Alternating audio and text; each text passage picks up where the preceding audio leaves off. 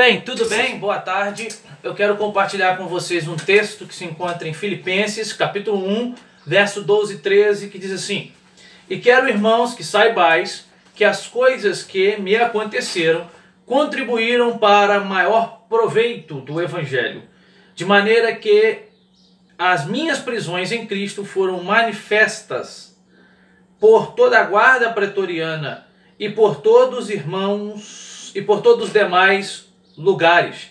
E muitos dos irmãos no Senhor, tomando ânimo com as minhas prisões, ousaram falar a palavra mais confiadamente, sem temor. Bem, Paulo aqui está fazendo menção à sua prisão.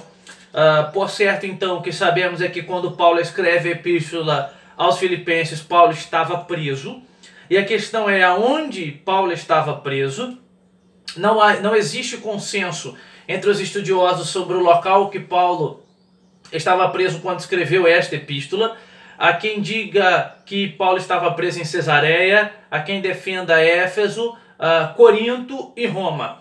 No entanto, como Roma é a posição mais antiga, defendida desde do início da igreja, nós vamos tomar por certo que Paulo estava preso em Roma. Não somente tomando por certo a partir do que a igreja primitiva afirmou, como também o que diz o Schnelli no livro Paulo, Vida e Pensamento, publicado pela Paulus, quando Schnelli defende que é melhor entendermos que Paulo estava preso em Roma, em uma prisão domiciliar, quando escreveu a Epístola aos Filipenses. Bem, diante disso, o que temos é um apóstolo preso. Isso dá uma data de aproximadamente o ano 60 a 63 depois de Cristo.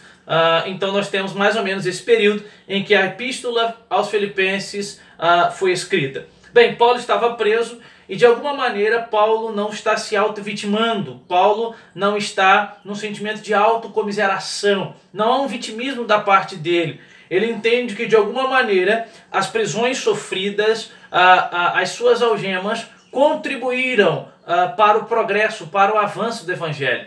De alguma maneira Paulo vê as prisões, os seus sofrimentos, como uma oportunidade para que outras pessoas possam ter acesso ao Evangelho. E é isso que ele está dizendo aqui, que ele conseguiu tirar proveito da sua prisão em Roma para que ele pudesse comunicar o Evangelho às pessoas que ali estavam. E é interessante que Paulo vai dizer que por intermédio de suas prisões, toda a guarda pretoriana teve acesso ao Evangelho nos mais variados lugares. Bem, a guarda pretoriana era a guarda de elite do imperador, né? Alguns estudiosos dizem que era formada por aproximadamente 10 mil homens e distribuídas por toda Roma, em vários locais, em vários lugares. Então, enquanto Paulo estava preso em Roma, não é? Paulo era guardado por um soldado que trocava de turno a cada 6 horas. Então, a cada 6 horas, um soldado trocava de turno. E esse soldado era o soldado que pertencia à guarda pretoriana. Então, aproximadamente, Paulo tinha contato com 4 soldados por dia, né? Fora as suas outras prisões em outros lugares em que ele teve acesso também à guarda pretoriana. Então, Paulo vai dizer que enquanto ali está, de alguma maneira, ele consegue comunicar o Evangelho, ele consegue falar do Evangelho à guarda pretoriana, não é? E é interessante que no verso 14, Paulo vai dizer que muitos irmãos foram tomados de ânimo por conta das prisões de Paulo.